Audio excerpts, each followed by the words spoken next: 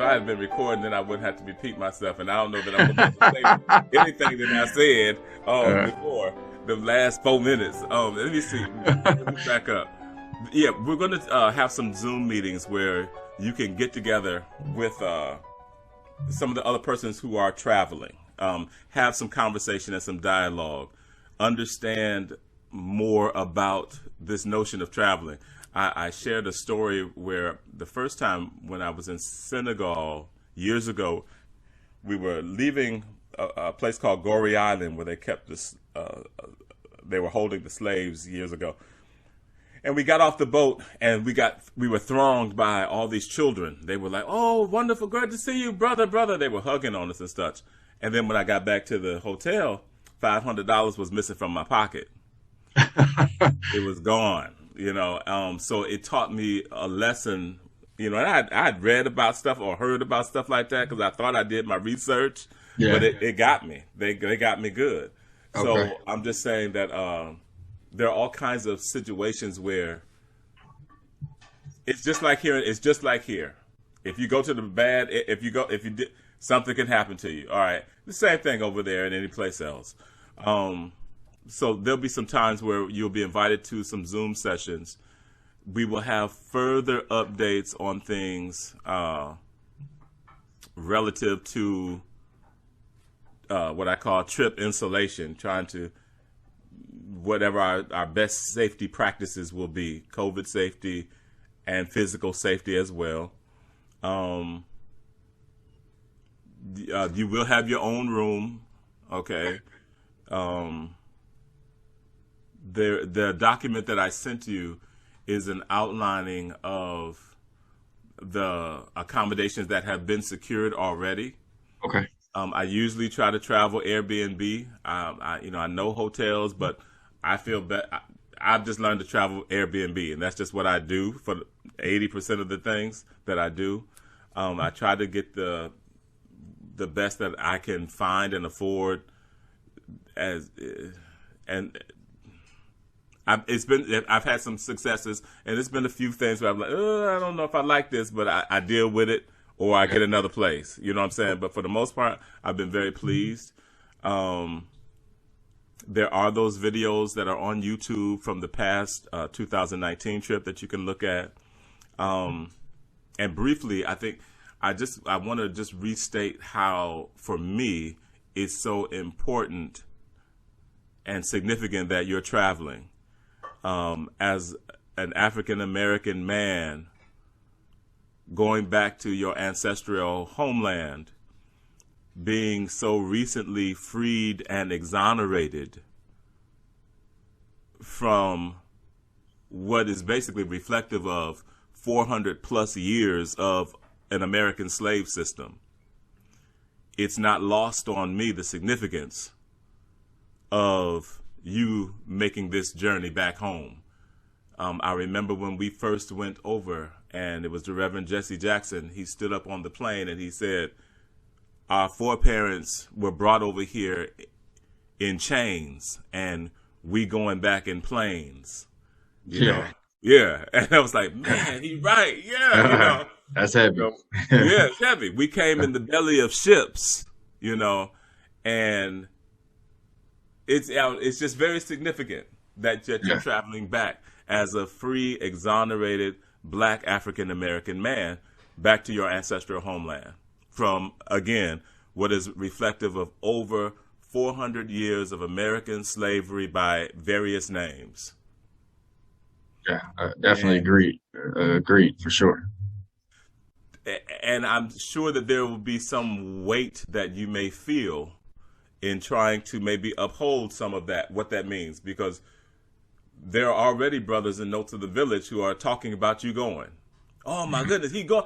And I got messages. My friend Ken told me he's going, before I could even tell them, they telling me, and they're excited about it, and they want to contribute. They want to support.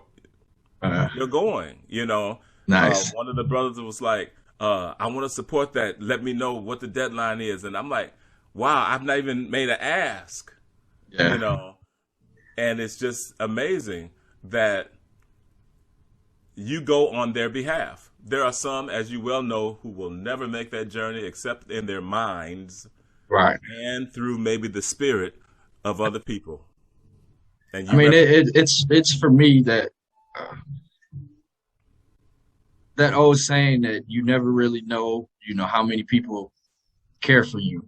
You never really know um, how many people's best interests you have at heart when you make decisions sometimes.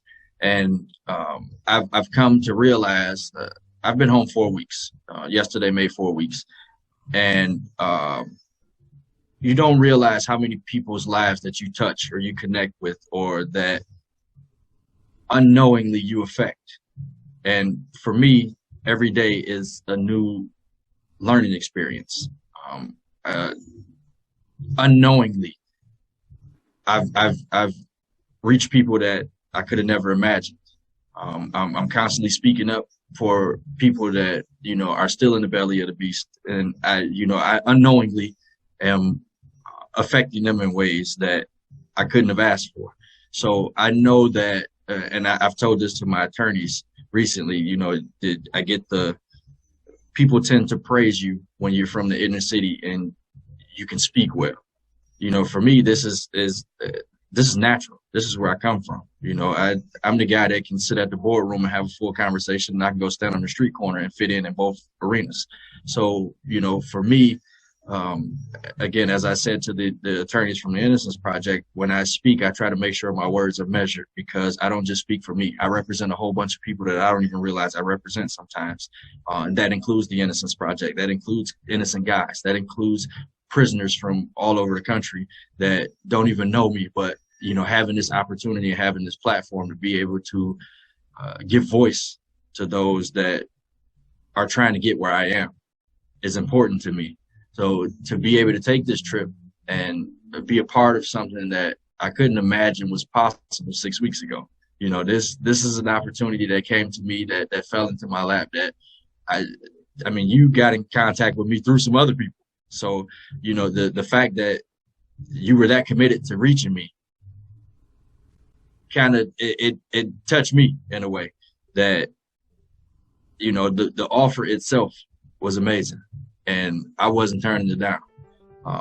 To be able to, once you sent me the video and you showed me some of the other guys, some of the younger guys, I mean, I'm 35 in 2 weeks.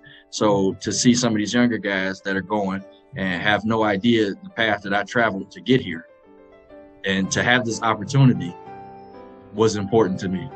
To be able to sit with those guys and kind of explain my journey or listen to theirs, give them an opportunity to voice the path that they've navigated to get where we're going is important to me. So thank you for the opportunity. And, for all the people that's reaching out, I definitely appreciate it. It's not lost on me. It's I hear them. This is one of those things where this is a big set of shoes to fill, but, I'm committed. I'm committed to the challenge of filling those shoes. The people that are being supportive, again, I don't know, whether it's financial or whether it's just moral support, or whether, whatever the situation, however they choose to show their support is important, not only to me, to this organization, what you're doing, what you're allowing these young guys to do coming from the inner city and be able to take an international trip. It's unheard of. I know some adults that haven't left the country. I know some people that are 60, 70, 80 years old that have never left the country, let alone to go to Africa, to be able to see other cultures and how other people live and be able to explore the greatness of where we come from. It's unthinkable to some people. And to have it given to me in this way, respect. That's all I can say to you. Respect.